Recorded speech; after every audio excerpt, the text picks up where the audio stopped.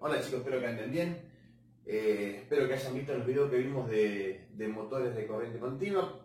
Vimos las partes de un motor. Estuvimos trabajando en los videos anteriores con unos motores que tenemos en el laboratorio, que son de corriente continua, que en realidad se llaman motores universales porque también se pueden usar en el carro tranquilamente.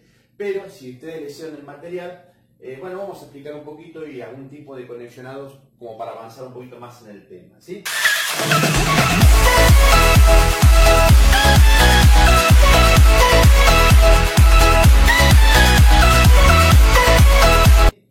Vamos a suponer que tenemos el motor de corriente continua, cuyo estator tiene, ¿sí?, dos campos magnéticos, que pueden ser una bobina, pueden ser tipos magnéticos, y acá en el medio tenemos el rotor, ¿sí?, el rotor del motor.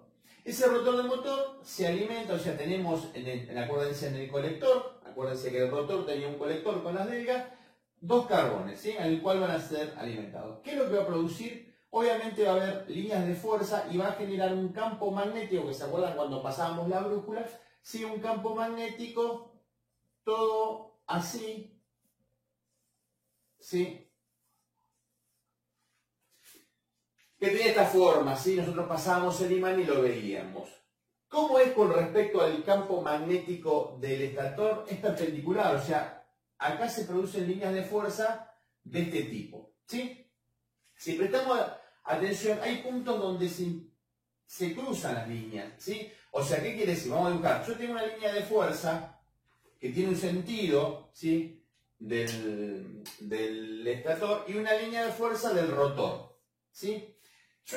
En este punto hay una suma vectorial, ¿sí? Esa suma vectorial hace de que esto tienda a deformarse, tienda a moverse, ¿sí?, a dar una forma que va a hacer que lo que conoce como reacción inducida, que comience a girar el rotor.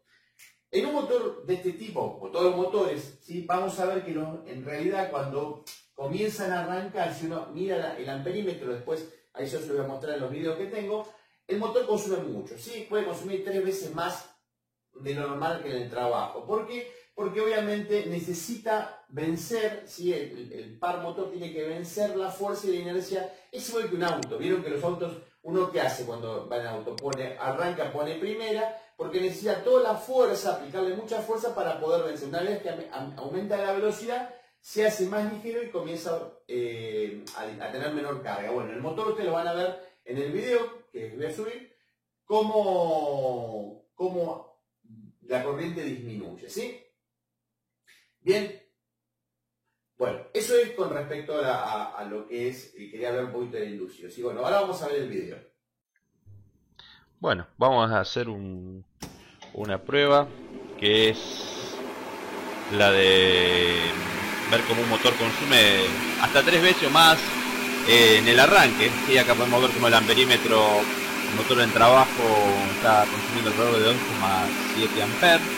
Sí, apagamos y para apreciarlo de vuelta de cómo el mismo aumenta 3 veces. Acá va a aparecer 13 porque obviamente este amperímetro puede medir hasta 10 amperes. Pasa los 10 amperes y una vez que el motor entró en régimen, comienza a descender la corriente hasta ponerse en la corriente de trabajo alrededor de los 3 amperes que consume el mismo. Bueno, cualquier duda consulten, chicos, del video visto. Vamos a ver otro temita, ¿sí?, del motor de corriente continua, ¿sí? ¿Qué características tenía el motor de corriente continua? Primero, vamos a suponer que tenemos el rotor, lo vamos a dibujar así, como una bobina, ¿sí? Este es el rotor, ¿sí? Y ¿cómo vamos a poder conectar con respecto al estator? Bueno, dibujaremos, vamos a suponer que yo dibujo el estator como una bobina así, este va a ser el rotor, este es el estator. ¿Cómo se conecta? Bueno, hay 4 formas posibles de conexión del motor, ¿sí? Una va a ser de forma independiente. ¿Qué quiere decir? Yo voy a poder colocar, ¿sí?, imaginemos que alimentamos el rotor con una alimentación, ¿sí?, y la otra posibilidad es alimentar así. Esto se llama, este tipo de alimentaciones se llama independiente, porque yo tengo alimentado el rotor de estator de forma diferente. Ahora después que termine de explicar esto, van a ver que en los videos se va a ver cómo está alimentado. Por un lado el rotor y por otro lado el estator, con una fuente independiente. ¿Qué ventaja tiene esto? Uno puede regular. Si yo quisiera variar la velocidad en un motor de continuo, yo puedo variar la tensión, o tanto en el rotor como en el estator. ¿Sí? Yo podría poner acá un reóstato, ¿sí? Y entonces, esta tensión que vemos acá, ¿sí? Yo puedo tomar de un reóstato y variar la tensión y hacer de que el motor vaya a una determinada velocidad. También una ventaja que tiene los motores de continua es que yo, invirtiendo una de las polaridades, si yo invierto la polaridad acá, hago que el motor gire al revés. Bueno, este tipo de conexionado se llama independiente, ¿sí? La otra posibilidad que hay es una combinación que se llama, digamos, en serie. ¿Cómo sería en serie? En serie sería tener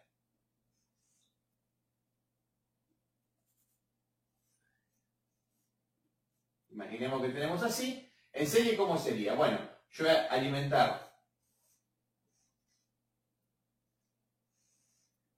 ¿sí? Y esta conexión va a ir acá. Esto lo va a conectar acá y acá. ¿Sí? Acá tenemos el rotor y acá tenemos el estator, ¿sí? Eso se llama serie. Este tipo de combinación se la llama excitación en serie, ¿correcto? Bueno, ¿qué más podemos tener? Podemos tener la que está en paralelo. ¿Cómo sería en paralelo? En paralelo simplemente conecto las bobinas así en paralelo, es un motor de mucha fuerza, ¿sí? Y después hay una que es compuesta o combinada, en donde se coloca en serie y en paralelo, ¿sí? O sea, si uno presta atención van a ver que es una doble bobina, ¿sí? Entonces se conecta, digamos, este punto se lo conecta acá. Entonces tenemos la posibilidad de estar en serie o en paralelo, ¿sí? Con una derivación, ¿correcto? Bueno, esto es con respecto a los motores, igual lo vamos a ir viendo en el video que viene posterior a esto. Bueno, vamos a hacer el conexionado de un motor. El primero que vamos a hacer es un conexionado en paralelo. Tenemos la bobina del rotor y del estator. Vamos a colocarlo en paralelo. Ahí estamos viendo cómo conectamos de forma paralela las dos. Y vamos a alimentar, bueno, ahí se ve perfectamente que están en paralelo las bobinas. Voy a alimentar en un solo lado.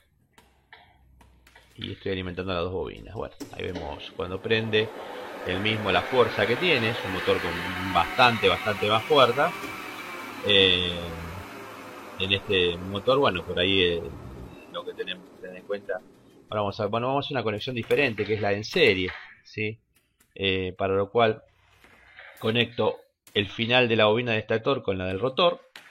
Y en los dos conectores que me quedan libres voy a colocar la fuente, ¿sí? O sea, un conector libre del rotor me quedó, que es esa que está ahí, y un conector libre, ¿sí? Que estaría en el estator. Bueno, ahí vemos que la corriente, el cable rojo y negro de alimentación, y el negro que puentea es la conexión en serie a las dos bobinas. Bueno, obviamente cuesta más el arranque, ¿sí? Obviamente tenemos menor resistencia, consume menos. Este motor consume bastante menos que el caso del motor en paralelo, y ya que son como si fueran dos resistencias en serie, ¿no? Y bueno, es una posibilidad de la conexión en serie típica de los motores, inclusive de los universales de las agujereadoras y ese tipo de cosas. De uso doméstico que van en serie, la bobina del rotor con respecto a la del estator. Bueno, ahí vamos a alimentar, de vuelta alimentamos el estator. Obviamente no gira, no rota, porque al no alimentar el rotor no hay posibilidades. Bueno, ¿qué alimentación podemos hacer? Una alimentación independiente. Alimentamos el rotor con una fuente independiente a la principal, ¿sí? Es un sistema bastante bueno. Podemos variar la tensión de una de las fuentes de alimentación, y podemos variar su velocidad. Bueno, ahí vemos las dos fuentes, ¿sí? Una fuente, esa que estamos viendo, es la fuente que alimenta el estator, y la otra alimenta el rotor. Tenemos dos fuentes de tipo independiente. La fuente de laboratorio permite justamente hacer esto, ¿no? Alimentarlo de dos fuentes diferentes, con diferente corriente. Y permite obviamente variar la tensión. Acá bajamos la tensión del rotor, y al variar la tensión del rotor uno logra que el motor aumente o disminuya la velocidad de giro. El mismo también, si quisiéramos que invierta el sentido de giro, lo único que tendríamos que hacer es invertir una de las bobinas, ¿no? Puedo invertir la del rotor o la del estator y hacer de que el motor gire en sentido opuesto. Bueno, ven que giraba para este lado, ¿sí? Ahora lo que voy a hacer es la inversión. Paso el negro hacia un lado, donde dice A1, y el rojo hacia el otro, y bueno, voy a ver que comienza a girar hacia el lado opuesto. Ahí vemos cómo invirtió el sentido de giro, ¿no? Simplemente invirtiendo la polaridad del rotor, o una de las bobinas, ¿no?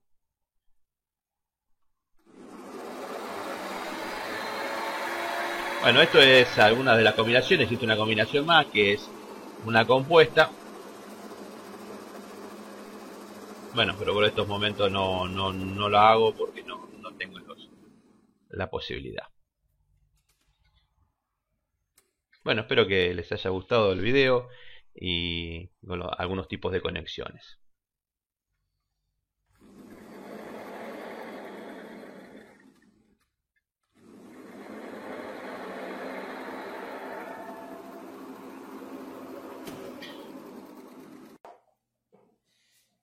Entonces, recuerden, todavía estamos trabajando sobre una práctica. La idea es terminar con el tema de motores de corriente continua. En la industria se utilizan, tienen ventajas. Obviamente, hoy por hoy se está usando cada vez más por el tema del control.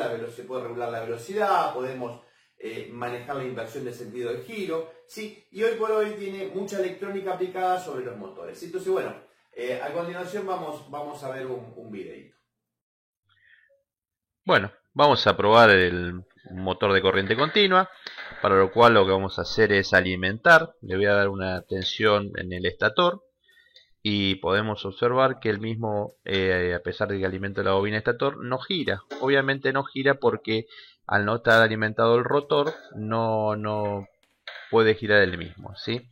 Ahora lo que voy a hacer es alimentar al rotor en forma de paralela, ¿sí? O sea, voy a colocar las bobinas de forma paralela y bueno, al energizar vemos como el motor arranca.